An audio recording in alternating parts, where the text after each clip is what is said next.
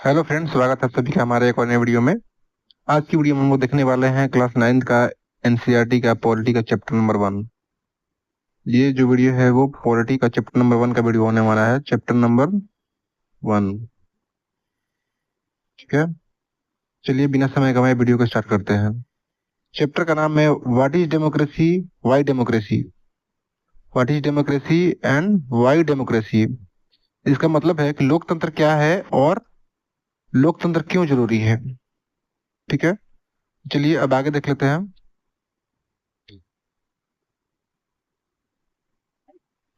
सबसे पहले हमें चैप्टर का ओवरव्यू देखने को मिलेगा। चैप्टर का ओवरव्यू मतलब हुआ परिचय। इस चैप्टर में हमें क्या देखना है, किस तरह से पढ़ना है, उसको हम लोग देखते हैं पहले। तो सबसे पहले कहता है व्हाट इज डेमोक्रेसी। लोकतंत्र क्या है। व्हाट आर इट्स फीचर्स, इसकी विशेषताएं क्या हैं। ठीक है, this chapter builds on a simple definition of democracy. ये चैप्टर जो है वो काफी सिंपल भाषा में बनाया गया है कि डेमोक्रेसी है क्या। We work out the meaning of the terms involve in this definition. हाँ, हम यहाँ पे क्या करेंगे, बारी बारी से सभी बिंदुओं को जानेंगे और उनका अर्थ जानने का प्रयास करेंगे। The aim here is to understand clearly the bare minimum features of democratic form of government. हमारा यहाँ पे उद्देश्य ये होगा कि किसी भी सरकार में लोग किसी भी सरकार का लोकतांत्रिक होने का विशेषता क्या क्या है।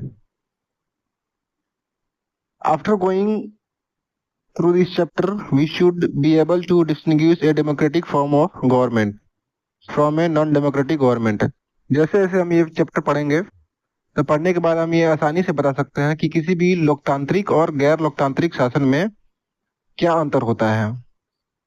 Towards the end of this chapter, इस चैप्टर के अंत में we step beyond this minimal objective and introduce a broader idea of democracy. हम लोग क्या करेंगे, इस चैप्टर के अंत में हम लोग इस न्यूनतम ज्ञान से आगे बढ़ करके लोकतंत्र के ब्रॉडर मीनिंग को जान सकेंगे, है ना, उसका परिभाषा क्या है उसको अच्छी तरह से समझ पाएंगे।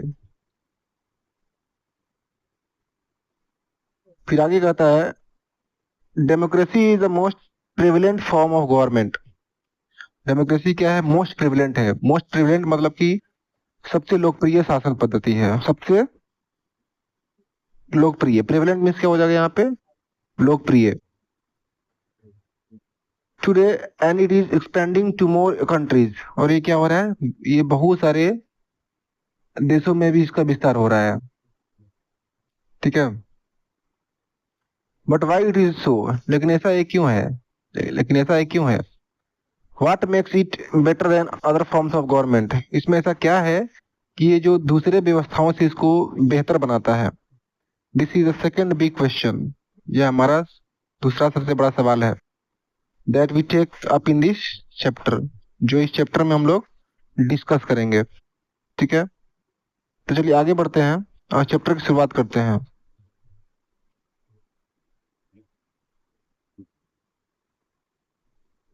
चैप्टर का पहला हेडिंग है 1.1 व्हाट इज डेमोक्रेसी, है ना, कि लोकतंत्र क्या है। तो इसमें देखेंगे एक एक करके हम लोग। You have already read about different forms of government on the basis of your understanding of democracy so far. अभी तक आपने क्या किया है, सरकार के अनेक रूप के बारे में पढ़ा है ना। सरकार के क्या किया, अपने अनेक रूप के बारे में पढ़ा है। Mentioning a few examples, write down some common features of democratic government, non-democratic government।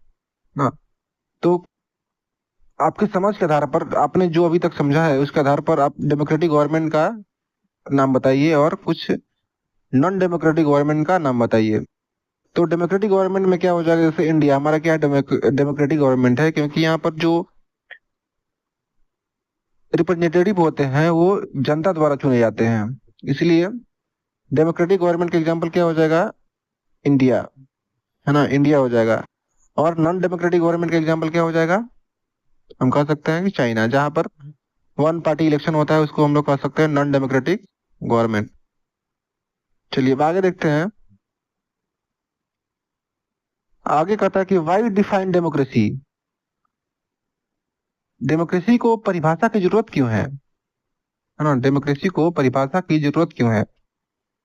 Before we proceed further, आगे बढ़ने से पहले, let us first take note of any objection by Mary, है ना। सबसे पहले हम क्या करते हैं, एक छात्रा है जिसका नाम मेरी है, तो उसने जो आपत्ति जाहिर किया है उस पर हम लोग गौर करते हैं।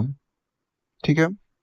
She does not like this way of defining democracy and wants to ask some basic questions. वो क्या करती है कि लोकतंत्र को इस तरह से परिभाषित करना पसंद नहीं करती है और कुछ सवाल पूछना चाहती है। क्या सवाल पूछना चाहती है? Her teacher her teacher Matilda Lyngdoh respond to her questions. उसकी जो शिक्षिका होती है, अध्यापिका होती है मटिल्डा लिंगदो, उसके सवालों का जवाब देना शुरू किया। As other classmates join the discussion, तो और बाकी छात्राएं भी क्या कर ली, उसके डिस्कशन में शामिल हो गई। देखिए अब यहाँ पे ध्यान से देखिएगा, मेरी कुछ क्वेश्चन कर रही है ना। मेरी क्या है, एक स्टूडेंट है जो कि कुछ क्वेश्चन कर रही है। क्या कहती है? Ma'am, I don't like this idea, मुझे यह तरीका ठीक नहीं लगता है। First we spend time discussing democracy and then we want to find out the meaning of democracy. सबसे पहले तो लोकतांत्रिक के बारे में हमें चर्चा किया गया, और अब आकर हम लोकतंत्र का मतलब जानने की कोशिश कर रहे हैं। आई मीन, मेरे कहने का मतलब है, logically shouldn't we have approached it the other way around। मतलब, मेरे कहने का मतलब है कि इस काम को ही हमें पहले करना था, है ना। पहले इस काम को हमें पहले करना था कि डेमोक्रेसी क्या है, हमें क्यों जरूरत है। shouldn't the meaning have come first and then the example। यानी कि ये कहना चाहती है कि मेरे कहने का मतलब है मैडम कि इस काम को ही पहले करना था और पहले अध्याय वाली पढ़ाई अब। क्या ऐसा ठीक नहीं होता? क्या ऐसा ठीक नहीं होता? तो मैडम क्या कहती हैं? मैडम कहती हैं, I can see your point, तुम्हारे बातों में दम है ना। क्या कहती है मैडम? तुम्हारे बातों में दम है,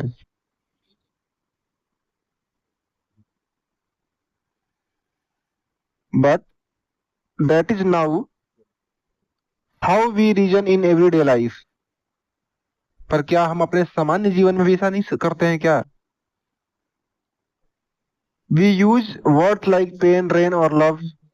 हम क्या करते हैं सामान्य जीवन में भी, हम कलम, बरसात या प्रेम जैसे शब्दों का उपयोग करने के पहले ये परिभाषा स्पष्ट करना जरूरी मानते हैं, है ना। अगर आप मान लो अपने डेली लाइफ में हमें अगर कोई चीज यूज करते हैं, पेन यूज करते हैं, रेन यूज करते हैं, लव यूज करते हैं, तो हम पहले उसका मीनिंग जानना पसंद करते हैं।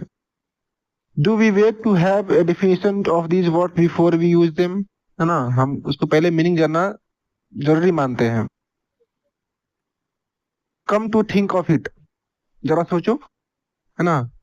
Do we have clear definition, क्या हमारे पास इन शब्दों का क्लियर डेफिनेशन है? It is only by using a word that we understand its meaning. शब्दों का उपयोग करके ही हम क्या उनका अर्थ जानते हैं। तो मेरी क्या कहती है, but then why do we need definition at all. लेकिन परिभाषा की जरूरत ही क्यों है? मेरी क्या सवाल है कि लेकिन मैडम परिभाषा की जरूरत ही क्यों है? तब उसको मैडम क्या समझाती है, मैडम क्या समझाती है, जरा ध्यान से देखिएगा।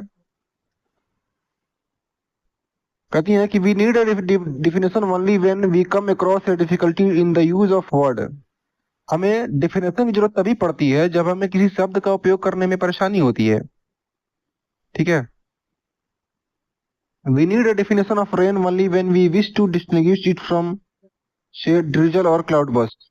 मैं ये कहना चाहती है कि हमें अगर बारिश की परिभाषा जानना होगा ना, अगर हमें बारिश की परिभाषा जाननी है, तो सबसे पहले हमें बूंदाबांदी और बादल फटने जैसी जो घटनाएं होती हैं उसमें फर्क समझना होगा। The same is true for democracy. तो लोकतंत्र पर भी ये बात लागू होती है। ठीक है। तो ये बात किस पे लागू होती है? लोकतंत्र पे भी लागू होती है। ठीक है।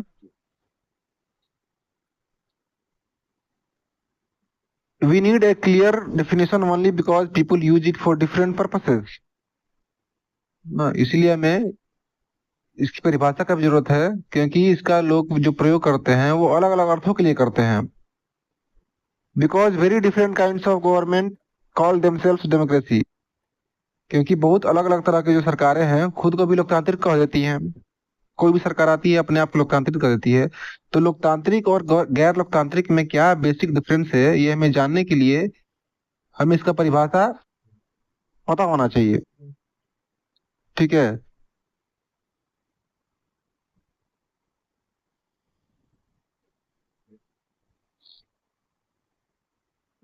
नेक्स्ट कहता है, एक दिव्यांग है वो कहता है कि but why do we need to work on a definition, लेकिन हमें परिभाषा बनाने की जरूरत ही क्या है? The other day you quoted Abraham Lincoln to us, है ना, एक दिन आपने हमें अब्राहम लिंकन के बारे में बताया था कि democracy is government of the people bye the people and for the people. आपने ये बताया था कि अब्राहम लिंकन का एक वाक्य है कि लोगों के लिए, लोगों के द्वारा और लोगों के लिए, सॉरी क्या बोल रहे हैं, लोगों के लिए, लोगों की और लोगों के द्वारा चलने वाली शासन व्यवस्था ही लोकतंत्र है। आपने तो ये बताया था। We in Meghalaya always ruled ourselves, Meghalaya में हम क्या करते हैं, स्वयं पर राज करते रहे हैं। That is accepted by everyone, इसे सभी लोग मानते भी हैं। Why do we need to change that, अगर सब लोग उसको मानते हैं तो हमें इसमें बदलाव करने की जरूरत ही क्या है?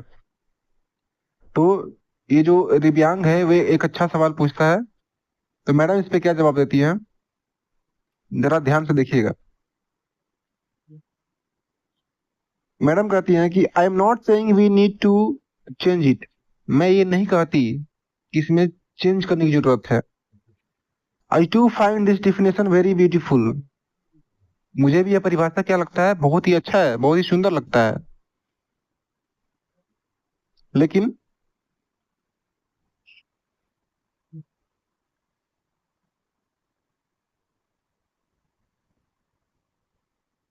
But we don't know if this is the best way of defining unless we think about it ourselves, लेकिन जब तक हम इस मसले पर खुद से विचार न करें तब तक यह तय करना मुश्किल होगा।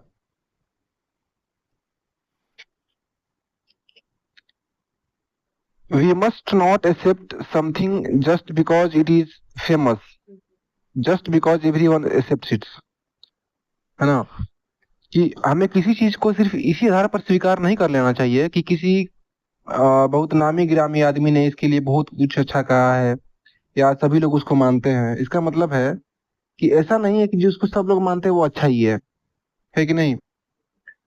तो अब देखिए, योलंदा क्या कहती है, योलंदा एक लड़की है जो कहती है, ma'am can I suggest something, madam क्या मैं कुछ कह सकती हूँ? We don't need to look for any definition, हमें कोई परिभाषा तलाशने की जरूरत है ही नहीं। I read somewhere that the word democracy come from a Greek word demokratia, मैंने कहीं पढ़ा है कि ये जो डेमोक्रेसी शब्द है एक यूनानी शब्द है ना। ग्रीक मतलब क्या होता है, यूनानी शब्द, जो कि डेमोक्रेशिया से बना है। In Greek demos mean people and kratia means rule, यूनानी भाषा में, ग्रीक भाषा में डेमोस का मतलब होता है लोग और क्रेसिया का मतलब होता है शासन करना। So democracy is rule by the people, इस प्रकार डेमोक्रेसी को हम कह सकते हैं कि यह लोगों का शासन है। This is the correct meaning, where is the need to, where is the need to debate, तो यही तो सही अर्थ है। लेकिन फिर इसमें परिभाषा की क्या जरूरत है, जब हमको क्लियर वर्ड है कि ये जो डेमोक्रेसी है वो ग्रीक वर्ड है जो डेमोक्रेटिका से बना है ना, और डेमोक्रेटिका जो वर्ड है डेमोस और क्रेटिका से बना है, तो इसमें फिर डिबेट करने की या बहस करने की जरूरत ही क्या है ना, ये योलंदा का सवाल था। तब उसको मैडम फिर क्या क्लियरिफाई करती हैं, जरा देखिए।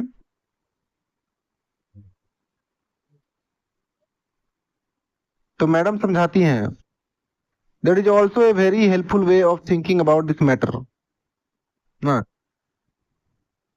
There is also a very helpful way of thinking about this matter, मतलब है कि इस सवाल पर विचार करने का बहुत ही उपयोगी तरीका है।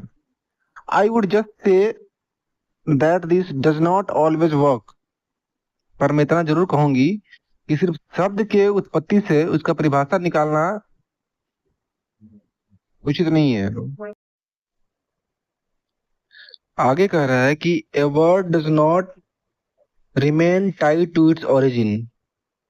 हाँ, कोई शब्द जो है, कोई किसी शब्द का अर्थ जो है हमेशा की अपने मूल अर्थ से जुड़ा हुआ नहीं रहता है। Just think of computers. जरा कंप्यूटर के बारे में सोचो, है ना। जो कंप्यूटर वर्ड है उसको ही ले लो। Originally they were used for computing. शुरुआत में उनका इस्तेमाल सिर्फ गणना करने के लिए किया जाता था। कंप्यूटर जो शब्द है शुरुआत में सिर्फ वो गणना करने के लिए किया जाता था। दैट इज टू से calculating very difficult mathematical sums. मुश्किल गणनाओं को सिंपल करने के लिए ना, वो सब क्या थे, एक शक्तिशाली कंप्यूटर बनाए गए थे शुरुआत में। These were very powerful calculators, but nowadays a very few people use computers for computing sums. लेकिन आज के डेट में क्या है, बहुत कम ही ऐसे लोग हैं जो कंप्यूटर का इस्तेमाल इस्तेमाल जो है वो जोड़ने या सम के आधार पर करते हैं। अब क्या हो गया है, दे यूज इट फॉर राइटिंग। आज के डेट में जो है उस कंप्यूटर का इस्तेमाल लिखने के लिए किया जा रहा है। For designing, for listening to music and for watching films ना, संगीत बनाने के लिए, संगीत सुनने के लिए, फिल्म देखने में होता है। तो शब्द वही है, words remain the same but there meaning can change with time. तो शब्द तो वही रहता है लेकिन उसका अर्थ समय के अनुसार बदल जाता है। In that case it is not very useful to look at the origin of a word. इस केस में हम क्या कह सकते हैं कि वो शब्द कहाँ से आया है ना, वो शब्द कहाँ से आया है उसका, उसके मूल अर्थ पर भरोसा करना उपयोगी नहीं होता है ना। उसके मूल अर्थ पर हम सिर्फ भरोसा नहीं कर सकते। तो फिर आगे देखिए मैरी क्या कहती है, ma'am, so basically what you are saying is that there is no shortcut to our thinking about the matter of self. Mary कहती है, मैडम आपके कहने का मतलब ये है कि किसी विषय पर खुद सोचने का कोई शॉर्टकट नहीं है। We have to think about its meaning and evolve a definition. क्या हमें इसके अर्थ पर गौर करना ही होगा और क्या इसकी परिभाषा पढ़नी ही होगी? तो मैम ने क्या जवाब दिया, you got me right, let us get on with it now. एकदम सही, तुमने एकदम सही समझा, इसलिए चलो और ये जो इस वर्ड को समझने का जो काम है, चलो इसको कर ही देते हैं। ठीक है, तो इस चैप्टर में बताया जाएगा आगे कि किस किस तरह से उनको ये डेमोक्रेसी को समझाया जाएगा। आगे देखिए एक्टिविटी दिया हुआ है ना, आगे क्या दिया हुआ है, एक्टिविटी। तो लिखता है यहाँ पे, let us take Lingdong madam seriously and try to write down the exact definition of some of these simple words that we use all the time. Pain, rain and love, for example, is a way of defining a pen that distinguishes it clearly from a pencil, brush, chalk और crayon, है ना। तो कहता है कि चलिए अब ध्यान देते हैं, जो लिंगदो मैडम थी उनके बात को अगर गंभीरता से लिया जाए तो कलम, बारिश और प्रेम जैसे जितना भी प्रयोग होने वाले साधारण शब्द हैं, तो उस उन सब का साधारण साधारण परिभाषा लिखने की कोशिश किया जाए। जैसे क्या कलम की कोई ऐसी स्पष्ट परिभाषा है जो उसे पेंसिल, ब्रश, हाइलाइटर या मार्कर से अलग बताती है? कुछ ना कुछ तो होगा, कुछ ना कुछ कलम की ऐसी खासियत जरूर होगी जो कि उसको पेंसिल, ब्रश, हाइलाइटर या मार्कर से अलग बताती होगी। तो ये आप, ये एक्टिविटी है, आप ये क्लासरूम में कर सकते हैं और चीजों को समझ सकते हैं। ठीक है, आगे देखते हैं। आगे है a simple definition. A simple definition का मतलब हो गया एक सरल परिभाषा। Let us get back to our discussion on similarities and differences among governments that are called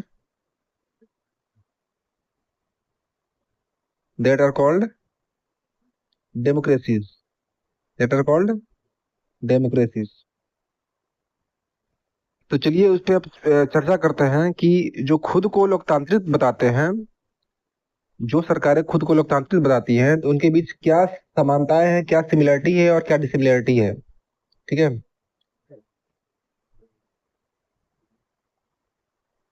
One simple factor common to all democracies is the government is chosen by the people. ठीक। जितने भी लोकतांत्रिक व्यवस्था है, जितने भी लोकतांत्रिक system है, उसको पहचानने के लिए एक सबसे सिंपल तरीका ये होता है कि लोगों के पास क्या होना चाहिए, सरकार को चुनने का अधिकार होना चाहिए। We could thus start with the simple definition. इसलिए हम एक सिंपल डिफिनेशन ये कह सकते हैं कि democracy is a form of government in which the rulers are elected by the people. लोकतंत्र एक ऐसा शासन व्यवस्था है, एक ऐसा रूप है जिसमें शासकों का चुनाव लोग करते हैं। हाँ, कैसा शासन है? लोकतंत्र शासन का एक ऐसा रूप है जिसमें शासकों का चुनाव लोग करते हैं। तो सिंपल डिफिनेशन तो हमारा ये हो जाएगा। लेकिन इस चैप्टर में बस इतना ही नहीं है ना, अभी इसके ब्रॉडर मीनिंग को और जानना होगा ना। चलिए आगे देखते हैं।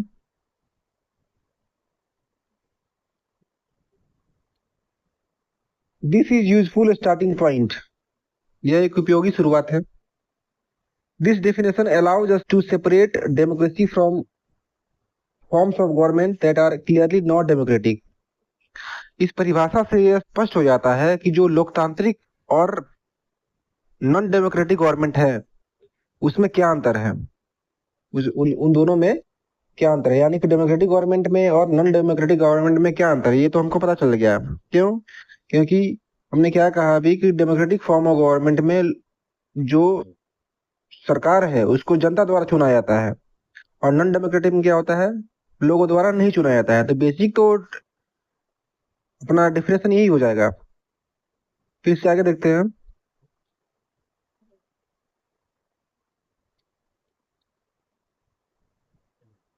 The army rulers of Myanmar were not elected by the people.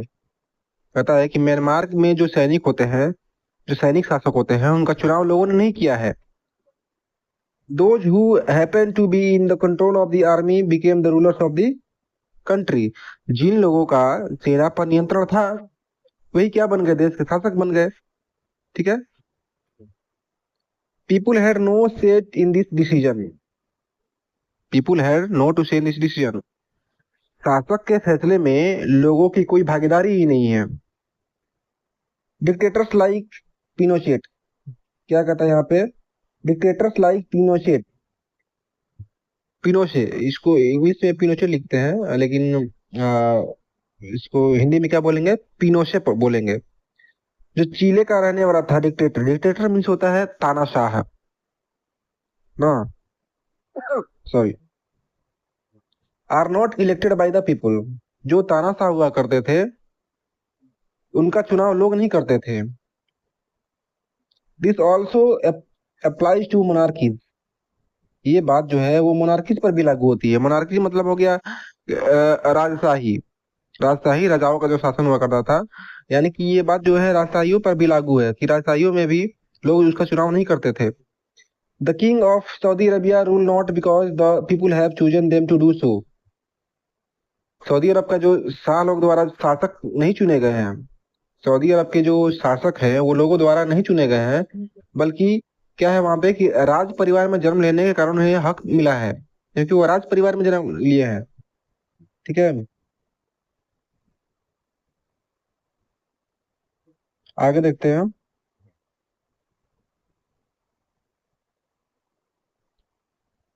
This simple definition is not adequate. लेकिन ये सरल जो सिंपल परिभाषा है, डेफिनेशन है, वो काफी नहीं है, पर्याप्त नहीं है। It reminds us that democracy is people's rule. इससे हमें यह समझ में आता है कि लोकतंत्र का मतलब तो लोगों का शासन है, but if we use this definition in an unthinking manner, we would end up calling almost every government that holds an election a democracy. लेकिन अगर हम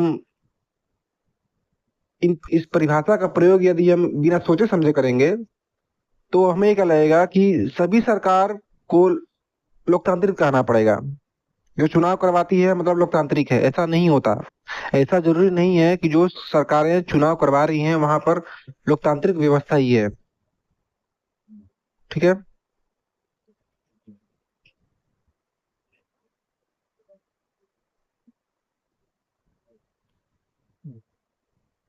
As we shall find out in chapter 3, every government in contemporary world wants to be called a democracy. जैसा कि हम chapter 3 में पढ़ेंगे कि अभी के फिलहाल में दुनिया की जितनी भी सरकारें हैं, चाहे वो लोकतांत्रिक हो या ना हो, खुद को क्या करना चाहती है कि हम डेमोक्रेटिक गवर्नमेंट है ना। भले ही वहां पे नॉन डेमोक्रेसी नहीं है, लेकिन वो क्या कहलाना चाहती है, नॉन डेमोक्रेटिक कहलाना चाहती है। Even it is not so, that is why we need to carefully distinguish between a government that is democracy and one that pretends to be one. इसलिए हमें जो एक्चुअल में जो डेमोक्रेसी है और एक जो दिखावटी डेमोक्रेसी है, उन दोनों सरकारों के बीच जो है डिफरेंस को अच्छे से समझना होगा। ठीक है। We can do so by understanding each word in this definition carefully and spelling out the features of democratic government, है ना। तो ये तभी संभव हो पाएगा जब हम इस डेफिनेशन को इस डेफिनेशन में दिए गए जितने भी शब्द हैं उसको एक एक करके पढ़ेंगे और उनका अर्थ समझेंगे, तभी हम एक लोकतांत्रिक सरकार के बारे में विशेषताओं को उनको जान सकते हैं। चलिए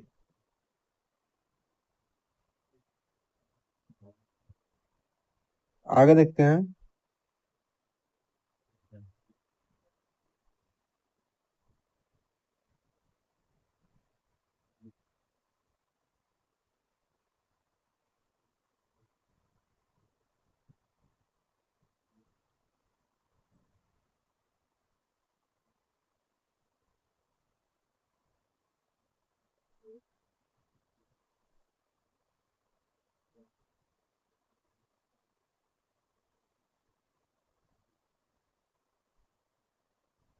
अब है फीचर्स ऑफ डेमोक्रेसी।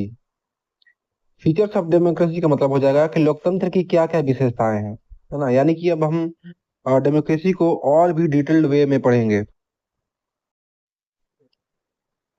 अगला टॉपिक हमारा है features of democracy. Features of democracy का मतलब हो गया कि लोकतंत्र की क्या क्या विशेषताएं हैं, लोकतंत्र की विशेषताएं। तो चलिए स्टार्ट करते हैं इसको।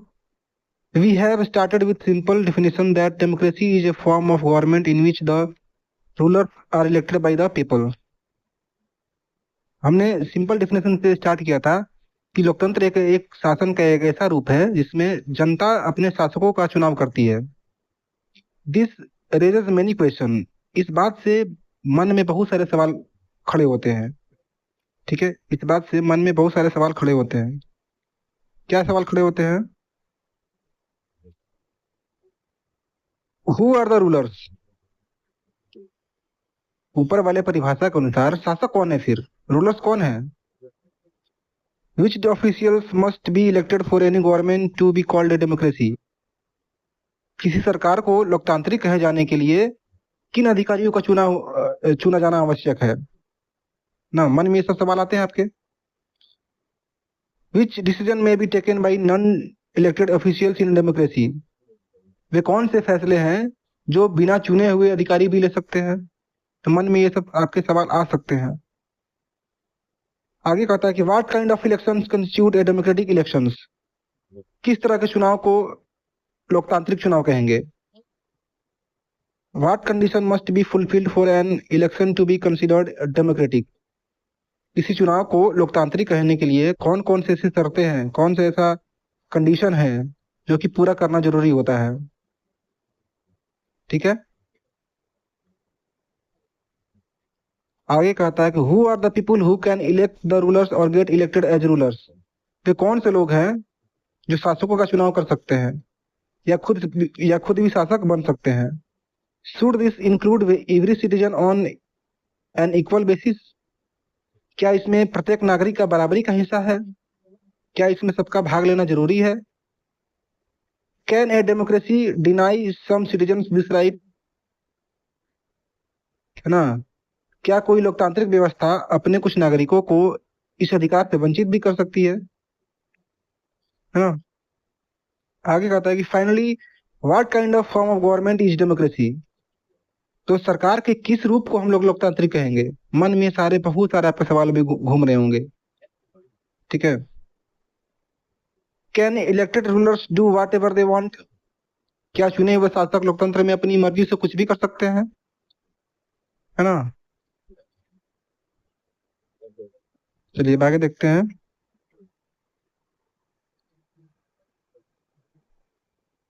और must a democratic government function with some limits?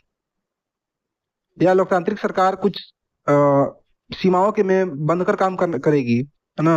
क्या उसके कुछ लिमिटेशंस है कि नहीं है? Is it necessary for democracy to respect some rights for the citizens? क्या लोकतांत्रिक शासन व्यवस्था को नागरिकों के कुछ अधिकारों का आदर करना चाहिए? Let us consider each of these questions with the help of some examples. तो आइए चलिए कुछ एग्जाम्पल के माध्यम से हम इन सब पर बारी बारी से विचार करेंगे। ठीक है, चलिए आगे देखते हैं। आगे कहता है कि major decisions by elected leaders. Major decisions by elected leaders,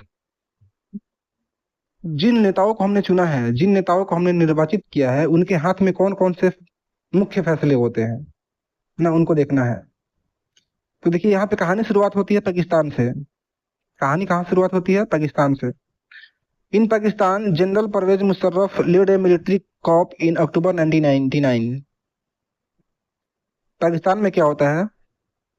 Pakistan में जो जनरल परवेज मुशर्रफ होते हैं, अक्टूबर 1999 में उन्होंने क्या कर दिया? सैनिक तख्ता पलट कर दिया।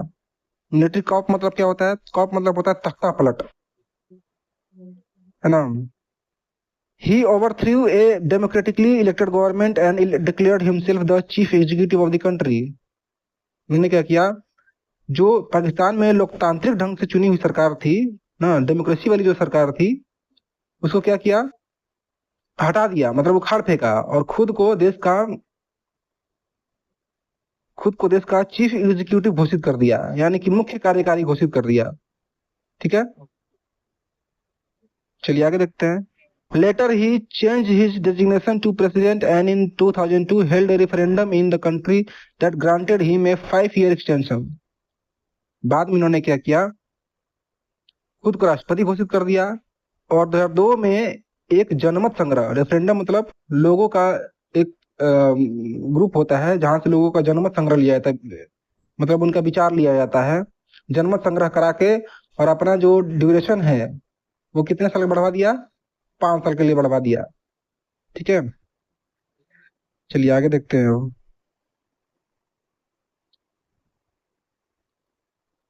Pakistani media human rights organisation and democracy activities said that referendum was based on. Pakistani media ने और मानवाधिकार संगठनों ने और जितने भी लोकतंत्र के लिए काम करने वाले लोग थे, उन्होंने आरोप लगाया कि जनमत संग्रह जी ये जो कराया है आपने, क्या कराया है? यह एक बहुत बड़ा धोखाधड़ी है। ठीक है, आगे देखते हैं।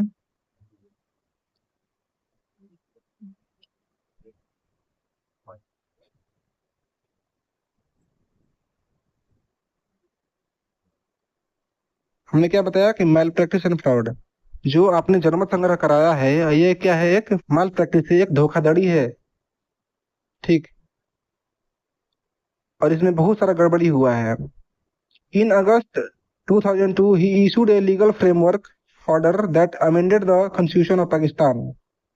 फिर इतना ही नहीं, आगे इन्होंने क्या किया?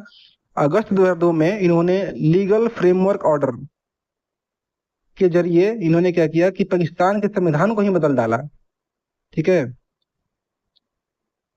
अकॉर्डिंग टू दिस ऑर्डर, इस ऑर्डर में क्या था, the president can dismiss the national and provincial assembly. जो राष्ट्रपति है वो राष्ट्रीय और जो जितने भी प्रांत के जितने भी असेंबलीज थे सबको भंग कर सकता है, डिसमिस कर सकता है। कि उन्होंने इसमें अमेंडमेंट कर दिया। The work of the civilian cabinet is supervised by a national security council. ठीक है, मंत्री परिषद के जितने भी कामकाज हैं उनका सुरक्षा कौन करेगा, नेशनल सिक्योरिटी काउंसिल करेगा, एक राष्ट्रीय सुरक्षा परिषद करेगा, which is dominated by military officers. और उसके भी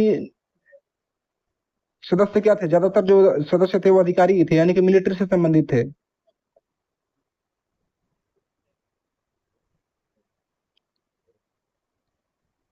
आफ्टर पासिंग दिस लॉ, ये कानून बनने के बाद, इस कानून के पास हो जाने के बाद, elections were held to the national and provincial assemblies ना, वहाँ के नेशनल असेंबली में यानी कि राष्ट्रीय असेंबली में और प्रांतीय असेंबली में, वहां पे दोनों जगह चुनाव कराया गया। ठीक। सो पाकिस्तान हैज हैड इलेक्शंस। किस प्रकार पाकिस्तान में क्या होता है, पाकिस्तान में तो इलेक्शन होता है। Elected representatives have some powers, जितने भी चुने गए प्रतिनिधि थे उनको कुछ अधिकार भी मिले। But the final power rested with military officers and general Musharraf himself. लेकिन चुने हुए प्रतिनिधियों को कुछ अधिकार जो मिला था, लेकिन जो मेन पावर था, जो सर्वोच्च सत्ता का पावर था, सेना का पावर था, वो सिर्फ जनरल मुशर्रफ के पास ही था। ठीक है, आगे है, clearly there are many reasons with why Pakistan under general Musharraf should not be called a democracy. तो इससे स्पष्ट होता है कि जनरल मुशर्रफ के शासन वाले पाकिस्तान को लोकतंत्र न कहने का बहुत सारा कारण है ना, लोकतंत्र न कहने का बहुत सारा कारण है। But let us focus on one of these. लेकिन यहाँ सिर्फ एक कारण पर ही चर्चा करते हैं हम लोग।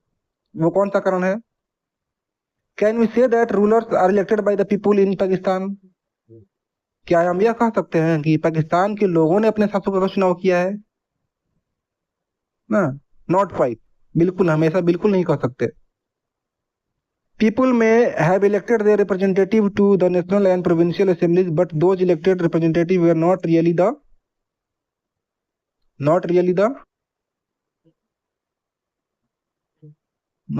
the आगे देखते हैं, rulers, not really the rulers. हमेशा नहीं कर सकते, लोगों ने राष्ट्रीय और प्रांतीय असेंबली को तो चुना, प्रतिनिधियों का चुनाव किया, लेकिन जितने भी चुने हुए प्रतिनिधि थे पाकिस्तान में वो वास्तविक शासक नहीं थे ना, वे वास्तविक शासक नहीं थे। वे अपना कोई भी डिसीजन नहीं ले सकते थे। अंतिम फैसला जो था वो सिर्फ जनरल मुशर्रफ के हाथ में ही था। जनरल मुशर्रफ जो बोलते वही होता है, क्योंकि वे जनता द्वारा नहीं चुने गए थे। देखिए यहाँ पे हुआ क्या, यहाँ पे लोगों ने अपने रिप्रेजेंटेटिव को चुना, लेकिन रिप्रेजेंटेटिव के पास कोई पावर ही नहीं था। असली पावर तो जनरल मुशर्रफ के हाथ में था, और जनरल मुशर्रफ को लोगों ने चुना नहीं था। ठीक है, they can not take the final decision.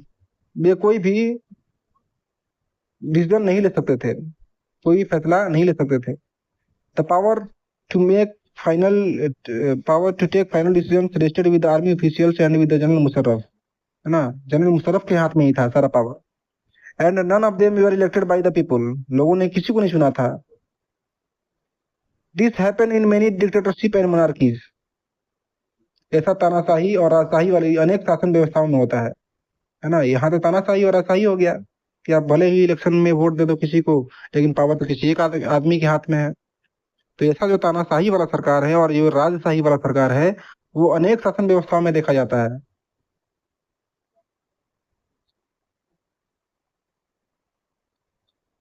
आगे है, they formally have an elected parliament and government but the real power is with those who are not elected. भले ही वो जनता द्वारा चुने गए हों, लेकिन जो असली जो पावर है वो उनके पास है जिनको जनता ने चुना ही नहीं है। ठीक है, इन फ्यू कंट्रीज, कुछ देशों में क्या होता है, the real power was with some external powers and not with the locally elected representative, this can not be called people's rule. कुछ देशों में जो असली ताकत होती है विदेशी शक्तियों के हाथ में रहती है, न कि चुने हुए प्रतिनिधियों के हाथ में।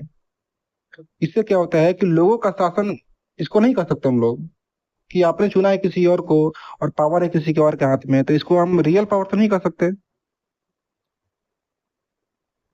ठीक है, अब आगे। This gives us the first feature, यही हमें क्या देता है, लोकतांत्रिक व्यवस्था का पहला विशेषता देता है कि in a democracy the final decision making power must rest within those elected by the people. हम कह सकते हैं कि लोकतंत्र में अंतिम निर्णय लेने की जो शक्ति है वो लोगों द्वारा चुने गए प्रतिनिधि के पास होना चाहिए। सपोज हमने किसी को वोट दिया, कोई मेंबर है ए बी सी डी है, उसमें से हमने किसी को एक को चुना है, सपोज मान लीजिए हमने ए को चुन लिया, तो ये जो व्यक्ति है, ये जो प्रतिनिधि है, उसके पास शक्ति होनी चाहिए लोकतंत्र में, है ना। लेकिन यहाँ पे क्या है, पाकिस्तान में सीन क्या है कि 4 लोगों को हमने वोट दिया, ए बी सी डी को वोट दिया, सपोज ए जीत गया, ए हमारा रिप्रेजेंटेटिव हो गया, लेकिन पावर किसके हाथ में है, मुशर्रफ जी के हाथ में है। तो ये क्या है, बिल्कुल लोकतांत्रिक व्यवस्था नहीं है। ठीक है, आई होप आपको यहाँ तक समझ में आ गया होगा। इसके आगे टॉपिक है free and fair electoral competition. Free and fair electoral competition, इसको हिंदी में बोलते हैं स्वतंत्र और निष्पक्ष चुनावी मुकाबला। स्वतंत्र और निष्पक्ष चुनावी मुकाबला, इसको हम लोग नेक्स्ट वीडियो में देखेंगे, क्योंकि ये वीडियो काफी लंबा हो जाएगा, तो इसको हम लोग देखेंगे इसके पार्ट 2 में। इस वीडियो में इतना ही, मिलते हैं नेक्स्ट वीडियो में, तब तक के लिए थैंक यू, जय हिंद दोस्तों।